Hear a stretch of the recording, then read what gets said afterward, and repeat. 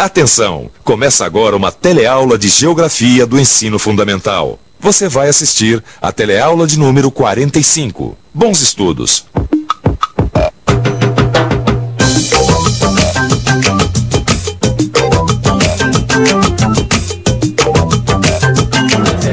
Obrigado, Alexandre. Algumas vezes a gente encontra correspondências provenientes dos países com os nomes mais estranhos. Ó, essa aqui, por exemplo, vem do Cazaquistão. Aliás, você já reparou como cada vez mais no noticiário aparecem países com nomes estranhos? Olha, eu, pelo menos, nunca tinha ouvido falar em Estônia, Bielorrússia, Azerbaijão. Bom, o fato é que esses países só se tornaram realmente conhecidos com o fim da União Soviética, conforme a gente viu em outras teleaulas. Na teleaula de hoje, você vai conhecer as origens da crise econômica e as razões da desestruturação política da União Soviética. Vai estudar também as principais mudanças ocorridas após a crise de novembro de 1991 e avaliar a atual importância econômica e política da Comunidade dos Estados Independentes, a CEI. A nossa teleaula de hoje está começando nesse instante.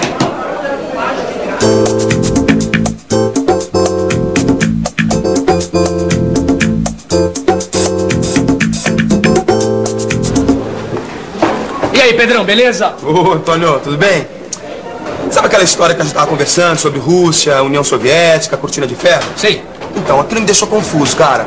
Porque na minha cabeça, a antiga União Soviética era uma potência. Mas era mesmo, Pedrão. Olha, só você pensar, por exemplo, na corrida espacial.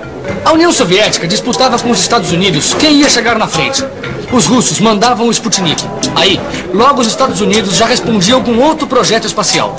Então, e tinha os esportes. Os atletas russos, eles eram os melhores. Ganhavam todas as medalhas. Parecia até que eram treinados cientificamente. Quer dizer, coisa que só um país poderoso poderia fazer. Mas é isso mesmo, Pedrão. Então, como é que da noite pro dia a União Soviética acaba e tudo começa a mudar? Bom, claro que não deve ter sido do dia pra noite, né? Mas ó, eu também queria saber um pouco mais a respeito desse assunto, viu?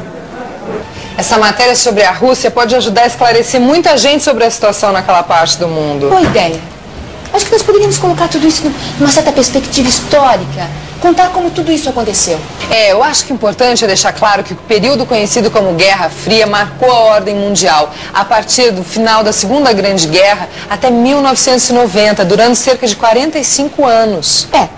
E durante esse período, a União Soviética, ou melhor, a União das Repúblicas Socialistas Soviéticas, uniu um conjunto de países com uma estrutura política e econômica própria, baseada numa economia planejada centralmente, com controle absoluto do Estado.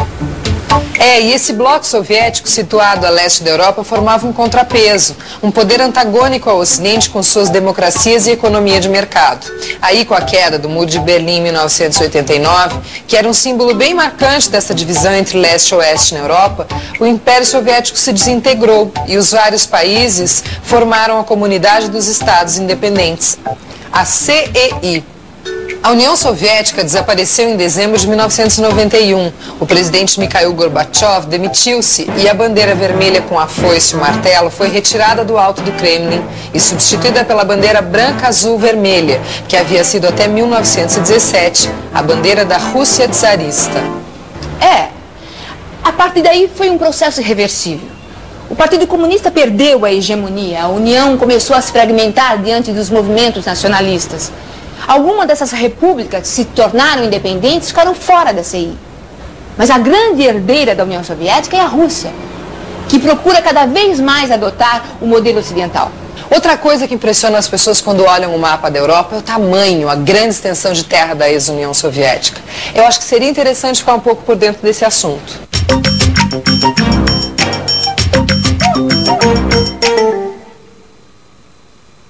O espaço russo foi sempre marcado pelo isolamento, pois grande parte do território esteve sempre bloqueado pelas águas congeladas do Ártico e do Pacífico.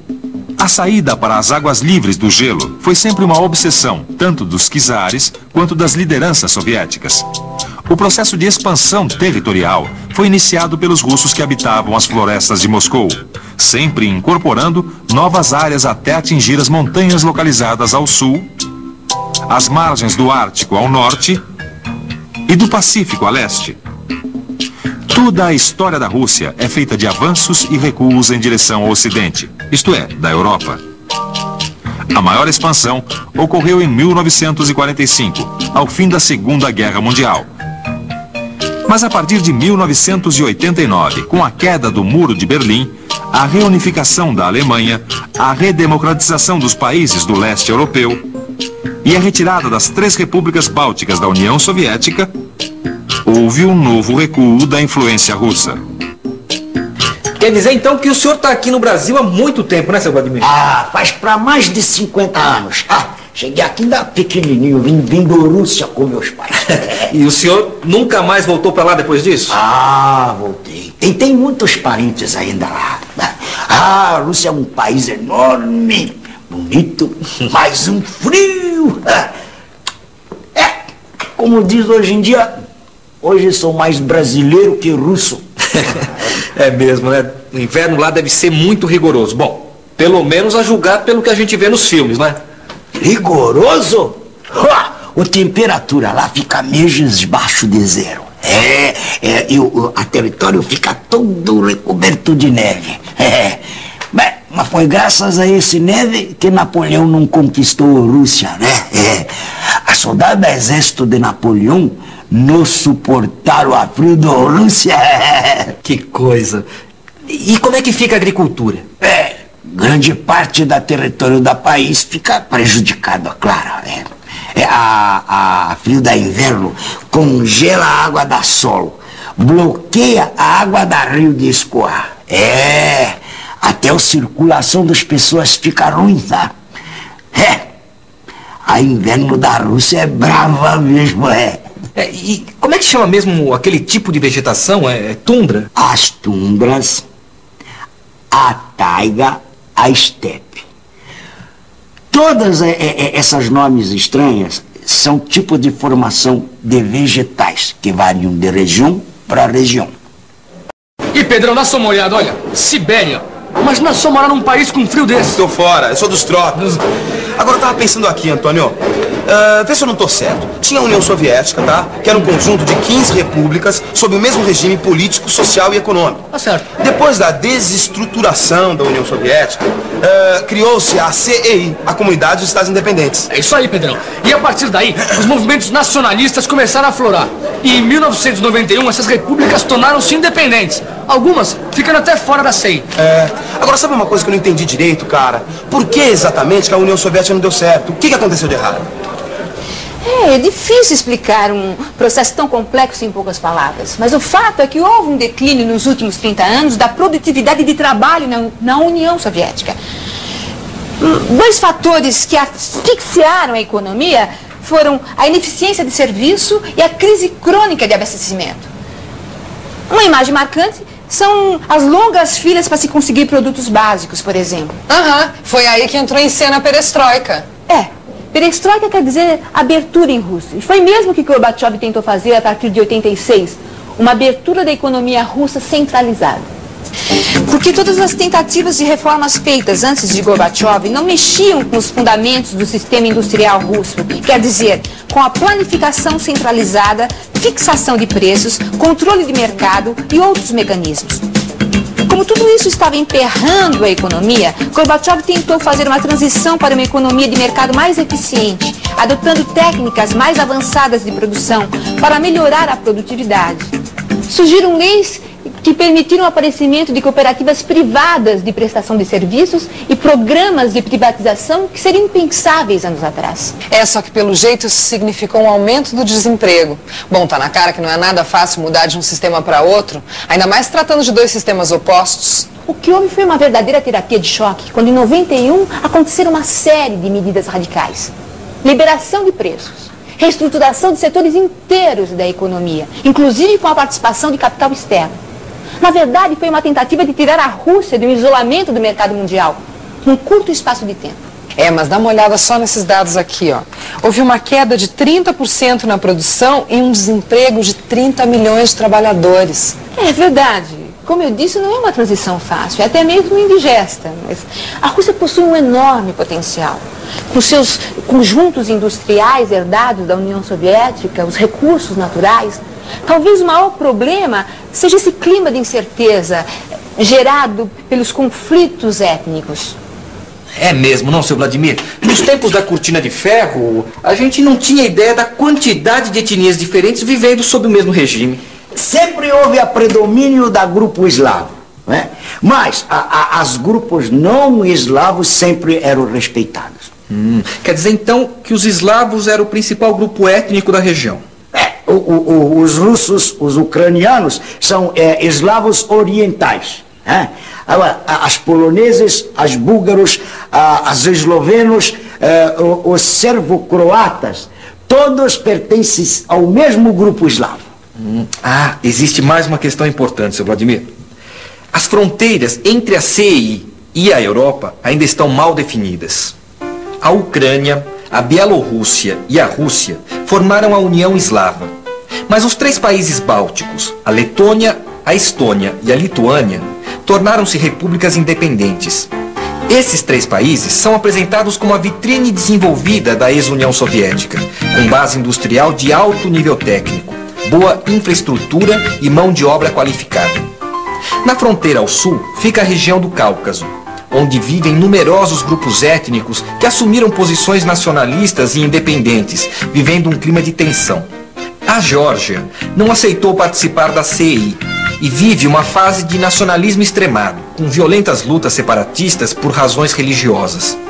Também o Azerbaijão voltou-se mais para a Ásia Central muçulmana.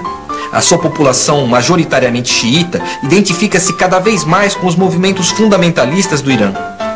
Em toda a Ásia Central, os elementos unificadores são a religião islâmica por um lado e, por outro, um profundo sentimento de rejeição ao expansionismo russo, seja ele czarista ou soviético. Os movimentos anti-eslavos se multiplicam e as manifestações religiosas pregam um retorno ao islamismo, gerando um clima de ameaças e incertezas na região. Na verdade, as repúblicas da Ásia Central formavam uma periferia econômica dentro da União Soviética, cuja função era fornecer matérias-primas para as repúblicas mais desenvolvidas e consumir produtos industrializados.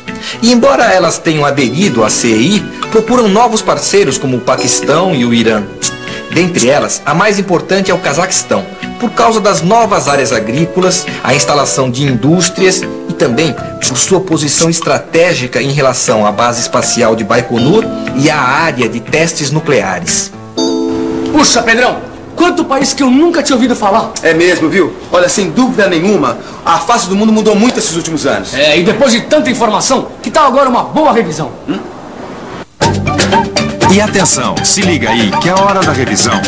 Na teleaula de hoje, você conheceu o território que até alguns anos atrás era chamado de União das Repúblicas Socialistas Soviéticas, com suas dimensões continentais e clima frio. Aprendeu que a União Soviética foi uma das grandes potências mundiais depois da Segunda Guerra, durante a época da Guerra Fria, mas que passava por grandes dificuldades, pois sua economia vinha apresentando baixa produtividade, além da ineficiência dos serviços e da crônica crise de abastecimento, dificuldades que eram justificadas pela estrutura da planificação centralizada. Conheceu as reformas propostas pela perestroika, como a abertura para a economia de mercado, mas constatou também que a privatização e a regulamentação aumentaram ainda mais as dificuldades e que a União Soviética se desestruturou. Aprendeu que em 1991, 11 das 15 repúblicas da ex-União Soviética constituíram a Comunidade dos Estados Independentes, a CEI, onde cada república é soberana, mas mantém formas de cooperação com as demais.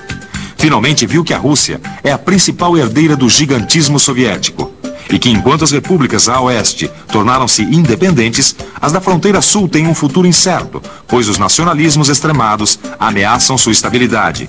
E na Ásia Central, o fortalecimento islâmico cria ameaças e incertezas. No seu livro de estudos, você pode aprofundar os temas que viu na teleaula, além dos exercícios que podem ajudar você a fixar melhor os conteúdos. Até a próxima!